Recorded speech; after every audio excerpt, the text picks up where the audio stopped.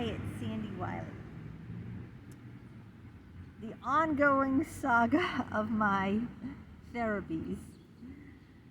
And this one is a doozy. His name was Thomas. He was like in maybe his late 20s, 30s. He was of European descent. He had very dark hair, and he spelled his name Thomaz. So not Thomas with the AS, it was AZ. He had an accent, and he was my psychologist. One of a zillion of them. But what makes this one very unique is he wanted to tape my therapy sessions. I'll explain it a little bit. You know that movie Sex, Lies, and Videotapes?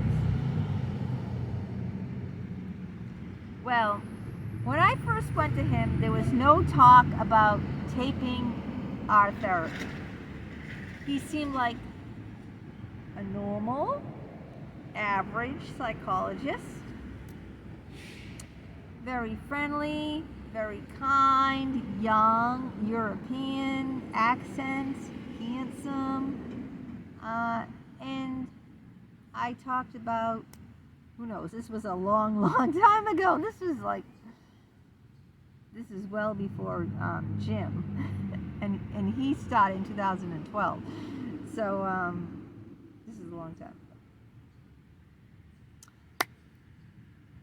And then, out of the blue, one day, I come into therapy, and he said, I want to start taping the therapy sessions. Now, I had been going to him for over a month. I don't know how long, 2 months. It was a long time ago, like I said. But just out of the blue, he tells me he wants to tape the therapy session. Never mentioned anything before about tape. I said, why? I don't want my session taped. He goes, so I can share it with my colleagues and my supervisor. What? Excuse me, what don't you understand about therapy? It's supposed to be private. What don't you understand? That therapy is supposed to be confidential? Did you not read the pamphlet that went around? Why am I more educated? I don't have the doctorate degree. Come on. I said, no. And he said, well, you know what? If I can't tape our therapy sessions, you can't come here anymore. What? I have so many of these crazy stories. Actually, a gazillion of them. A gazillion. That's why I'm never, ever, ever going to therapy again. You couldn't pay me. You couldn't pay me to go. It's like, out of the blue, he wants to start taping our therapy session so he can share it with his colleagues and supervisors, which wouldn't make it private now, would it? And it would make me feel like I'm on the spot. If I'm having a private conversation with you, and I told you I'm going to tape this conversation, how would you feel? Right? Wouldn't you feel very careful about what you say, because you know I'm going to share it with everyone, right? Say you were my friend and we went out to lunch together. And I said, you know what, I'm going to tape this. Every time we go out to lunch, I'm going to tape our conversation. And then I'm going to put it on YouTube and share it. Now, how would you feel? Would you want to be my friend? Because then everything you say, you know, it's going to be broadcasted to everyone.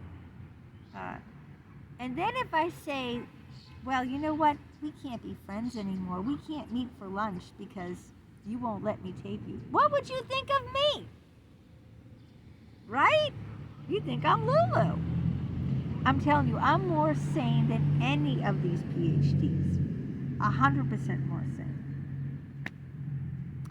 So, of course, I said, you know, I don't feel comfortable with you taping and sharing what I say in a private, confidential therapy session. So, sayonara, he said, bye-bye. Can you believe it? And that's not even the only other therapist I'm going to talk about during this video session. I mean, I have a zillion stories. Why do you think I wrote all these books? Because I had to share this stuff. No one would believe it. Okay, his name was Brad. Brad was in Norwood, another psychologist. That seemed very nice. He was old though. He was 70 years old. And this happened, when did this happen? Maybe like, I don't know, 2018. It wasn't as long ago as, Tomez. Brad was 70 years old, another one that probably should have retired. And get this, he worked out of his house. Now, many psychologists have home offices, but no, he did not have a home office. You did therapy in his living room, no office, okay? His waiting room was his front porch. It was a very small front porch. It was screened in front porch, but it wasn't heated. It was a front porch, screened in, no heat, and that was his waiting room. To go to the bathroom, I never went to the bathroom because he had to walk past his bedrooms and everything. I was afraid, of going near the guy's bedrooms. I mean, I could be raped. He's alone in the house. I'm alone. No one else is around. It's in his living quarters. That's unheard of. Therapy is always supposed to, even if you have an office in your home, which is perfectly fine, many of them do, you're supposed to have your therapy office separate from your living quarters. Your patients are supposed to have a separate bathroom to use, a separate waiting room, not your front porch. And your bathroom is separate so that your family members,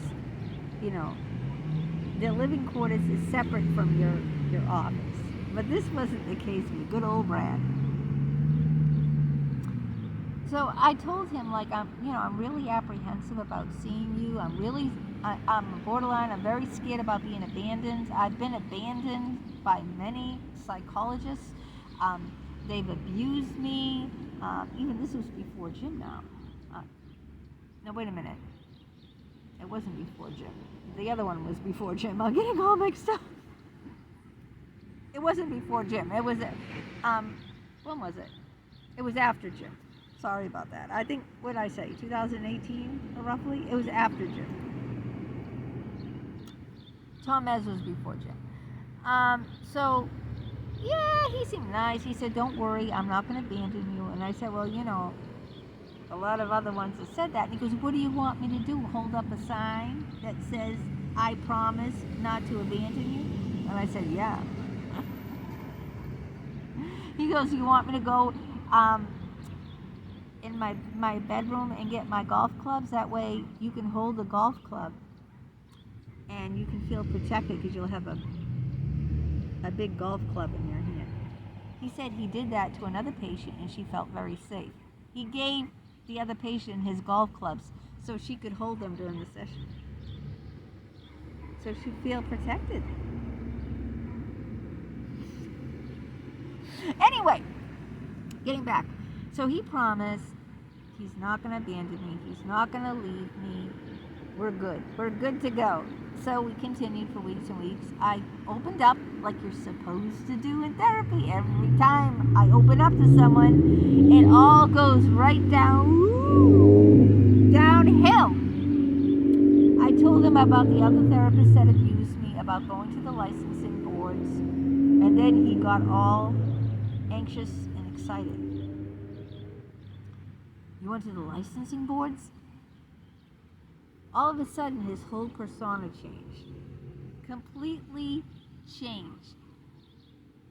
And I mentioned about Jim, that I had an affair, and I went to the licensing board with him. And I mentioned, remember the Hawaiian guy that talked about vibrators? I mentioned him and told him I went to the licensing board for him. And he started to get really nervous. Gee, I don't know about this. He told me he had a patient that went to the licensing board, brought him to the licensing board, Brad, and that her husband him, threatened him, and how expensive it was getting a lawyer and fighting it, and just how like nerve-wracking and just like emotional and roller coaster that he was on, and he never wants to go through that ever again. And so he said, I don't know about this. I'm gonna have to look into this. I'm gonna have to make you sign an agreement saying you'll never go to the board. And I said, against me. This is what he said, and I go, okay, whatever, makes it easy on you. So he just like changed his tune. He looked very apprehensive. Well, okay, the next session I come in, he sits down. He looks like, really, really shaken. He's going like this with his hands. I'm not kidding. This is what he's doing. Like wringing his hands out like this, like he's squeezing a washcloth. He goes, I can't see anymore. I said, what? He said, yeah, you've gone to the licensing board too many times, and I just can't risk that. If you get angry at me or something, then you'll take me to the board, and I can't go through that again. So then he kept popping up. I said, sit down. I'm telling my shrink to sit down. The session was only like 15 minutes in. We have over half the session more to go. I think you should leave now. I said, I want to talk about this. I mean, you promised me that you would never abandon me. I'm only talking about my past, which is what you do in therapy, right? I didn't threaten to take him to the board, and I never did take Brad to the board, by the way. Never did. But I never threatened to take him to the board. I'm just talking about my other therapies. I was talking about my relationship with Jim, my affair with Jim. He said he must have really loved you a lot to risk all his life like that. But he kept popping up. I think he was having post-traumatic stress disorder. He was remembering the last time someone took him to the board, and how horrific that turned out. I mean, he said that the husband pushed him up against the wall and says, I'm going to get you for what you did. I have no idea what he did. He never told me what he did. He said it was dropped, though. That he was not, his license, he still kept his license. They dropped it. It went to trial, and he was found innocent or not guilty, or they didn't prove enough. They didn't prove enough for him to lose his license, so. But he kept popping up, saying, you gotta leave. He was sweating. I could see the sweat rolling off of him, wiping his hands. He was having a massive panic attack. Now, I know about panic attacks because I'm the queen of panic attacks. I've had gazillions all my life where I couldn't breathe. I mean, literally, I could not breathe. I mean, it was horrendous. I passed out, dizzy, heart palpitations. I mean, I've run the gamut. I know everything about panic attacks because I had them all my life. I also know about post-traumatic stress disorder, PTSD.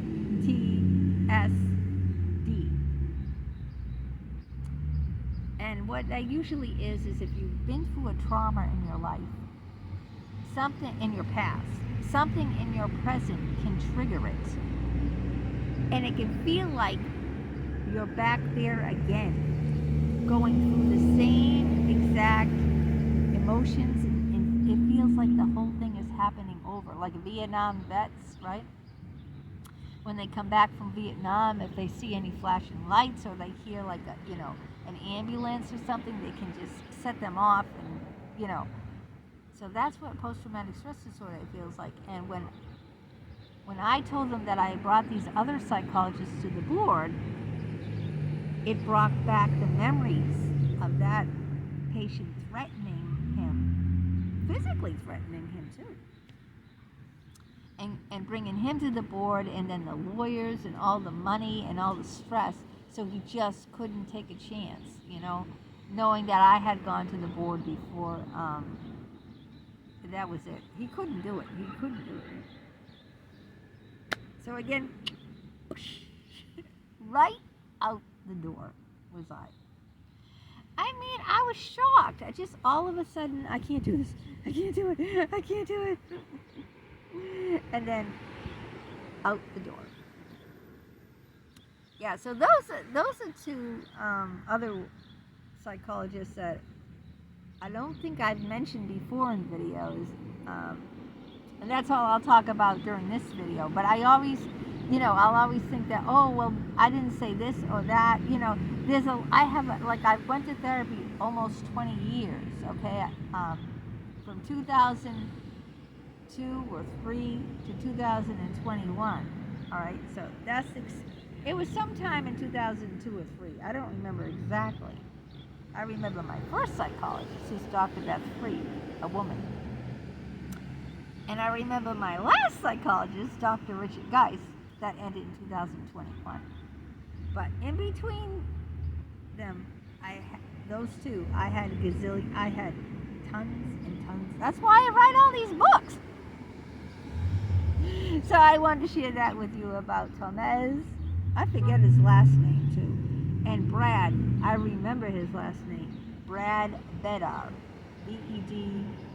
Bedar, Brad Bedar. I think he's still in Norwood. He was 70 back years ago, so he's got to be in his mid-70s. I bet he's still practicing. You know what they say? Psychologists never retire. They die sitting in their chair. Remember that. They never retire. They die in their chair. Yeah. All of a sudden, you'll be in therapy and then they're gone. All right. Take care.